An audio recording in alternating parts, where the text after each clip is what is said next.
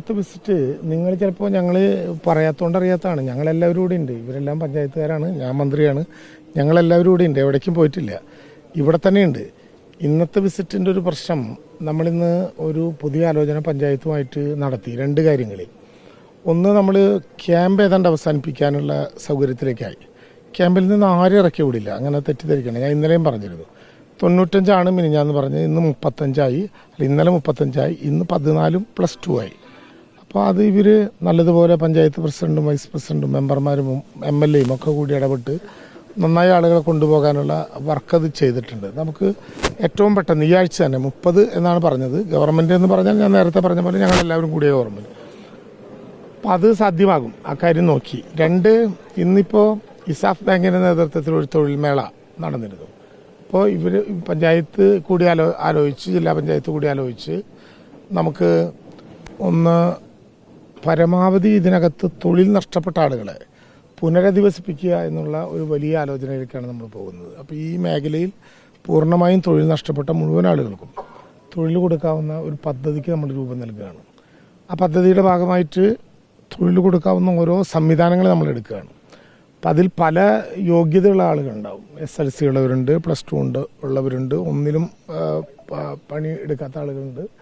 പൂർണ്ണമായിട്ടും ഈ മേഖലയിൽ 794 കുടുംബങ്ങളെയാണ് ഇപ്പോൾ ഐഡൻറ്റിഫൈ ചെയ്തിട്ടുള്ളത്. ആ കുടുംബങ്ങളിൽ ഒരാൾക്കെങ്കിലും പൂർണ്ണമായും തൊഴിലുണ്ടാക്കാവുന്ന വിധത്തിലുള്ള ഒരു നടപടിക്രമത്തിലേക്ക് പോകും.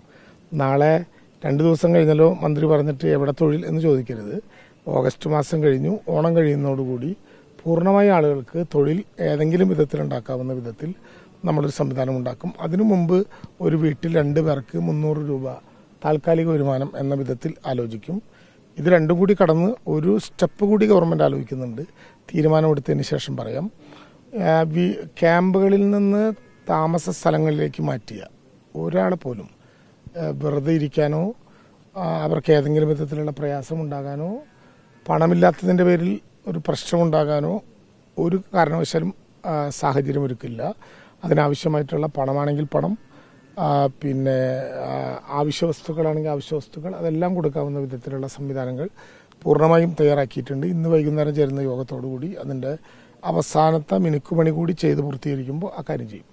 ജില്ലാ പഞ്ചായത്ത് പ്രസിഡന്റ് കൂടിയുള്ള സാഹചര്യത്തിൽ പറയാനുള്ളൊരു കാര്യം, ഇപ്പോൾ ജില്ലാ പഞ്ചായത്ത് പ്രസിഡന്റിൻ്റെ നേതൃത്വത്തിൽ നമ്മൾ മേപ്പാടി ഹയർ സെക്കൻഡറി സ്കൂളിൽ പുതിയ സാഹചര്യങ്ങളിൽ അതൊന്ന് പുതുക്കി പണിയാൻ വേണ്ടിയിട്ടുള്ള സൗകര്യങ്ങൾ ഒരുക്കിയിട്ടുണ്ട്. DDയും ജില്ലാ പഞ്ചായത്ത് പ്രസിഡന്റും കൂടി അക്കാര്യത്തിൽ പ്രത്യേകമായ താല്പര്യം എടുത്തിട്ടുണ്ട്. ഞാൻ ഒന്ന് പറഞ്ഞു, 2-ാം തീയതി തിങ്കളാഴ്ചയോടുകൂടി മേപ്പാടി സ്കൂളിൽ പൂർണ്ണമായും നമുക്ക് പ്രവർത്തനം ആരംഭിക്കാം. അതിനു മുമ്പുള്ള 3 സ്കൂളുകൾ അത് നമുക്ക് ബുധനാഴ്ച വരെ മുടക്കാണ്, വ്യാഴാഴ്ച മുതൽ ആരംഭിക്കാം.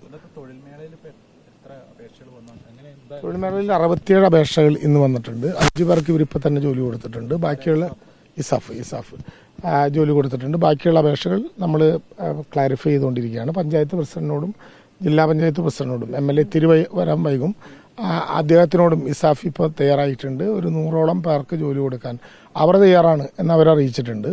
റോട്ടറി ക്ലബ്ബ് ഒരു 100ഓളം പേർക്ക് ജോലി കൊടുക്കാൻ തയ്യാറാണെന്ന് അറിയിച്ചിട്ടുണ്ട്. അപ്പോൾ ഞാൻ പറഞ്ഞത്, സെപ്റ്റംബർ മാസം ഓണം പൂർത്തീകരിക്കുന്നതോടെ ഇവർക്ക് പല വിധത്തിൽ, ഇപ്പോൾ നമ്മൾ ഈ കാണുന്ന ബെയിലി പാലത്തിൻ്റെ അപ്പുറത്ത് 500 ജീപ്പുകളാണ് ഒരു ദിവസം ഓടിയിരുന്നത്. അവരിഞ്ഞ് എങ്ങോട്ടോടും? അവരുടെ ജീപ്പിനൊരു പ്രയാസമില്ല, ആളുകൾക്കൊരു പ്രയാസമില്ല, അവരുടെ വീടുകൾക്കൊരു പ്രയാസമില്ല. പക്ഷെ അവർക്ക് ജോലി ഇനി ഉണ്ടാകില്ല. അങ്ങോട്ടിനി പോയിട്ട് എന്ത് കാര്യം ഉണ്ടാകാം?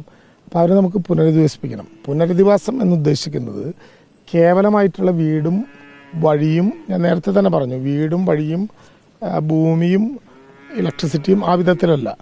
അവരെന്തായിരുന്നുവോ അത് നമുക്ക് തിരിച്ചു കൊടുക്കണം. അത് നമ്മുടെ ഉത്തരവാദിത്തമാണ്. അതിനകത്ത് നമ്മൾ ഏറ്റവും ശ്രദ്ധയോടെ ഓരോ ചെറു കാര്യങ്ങളിൽ കൂടി ഇടപെടുകയാണ്. അതിൻ്റെ ഭാഗമായിട്ടാണ് ഒരു തൊഴിൽമേള നടത്തിയത്.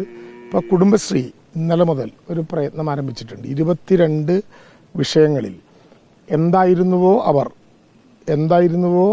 ഇവിടെ ഉണ്ടായിരുന്ന കാലത്ത് അവർ അതിൻ്റെ വിശദാംശങ്ങൾ എടുക്കാനാണ് തീരുമാനിച്ചത്. അതുകൂടി കിട്ടിക്കഴിഞ്ഞാൽ നമുക്ക് അവർക്കെല്ലാം ഏതെങ്കിലും ഒരു കുടുംബത്തിനെങ്കിലും സെപ്റ്റംബർ മാസത്തിൽ ജോലി കൊടുക്കാവുന്ന വിധത്തിൽ ഒരു സംവിധാനം നമ്മൾ ഉറപ്പുവരുത്തും. ഒരു ചെറിയ വരുമാനമെങ്കിലും അവർക്ക് കിട്ടാവുന്ന വിധത്തിലൊരു സംവിധാനം ഉറപ്പുവരുത്തും. അതല്ലാതെ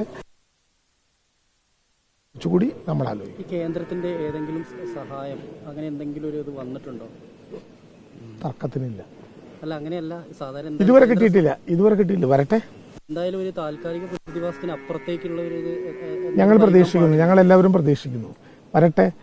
ഇത് കിട്ടുന്നൊന്നും എവിടെയെങ്കിലും വെക്കിരിക്കില്ല. സർക്കാരിൽ വെക്കില്ല, ജില്ലാ പഞ്ചായത്തിൽ വെക്കില്ല, ബ്ലോക്കിൽ വെക്കില്ല, പഞ്ചായത്തിൽ വെക്കില്ല. താൽക്കാലം പാവപ്പെട്ടവർക്ക് കൊടുക്കും. അപ്പോൾ കിട്ടട്ടെ, അതനുസരിച്ച് കൊടുക്കും. ഈ പുനരധിവാസം, ഈ ഒരു പിന്നെ ശാശ്വതമായ പുനരധിവാസം എത്ര വർഷം കൊണ്ട് പൂർത്തിയാക്കാൻ കഴിയുന്നുള്ളൊരു അങ്ങനെ എന്തെങ്കിലും ഒരു എത്ര കൊടുക്കണ്ട, വർഷം എടുത്താൽ മതി, നമുക്ക് നോക്കാം.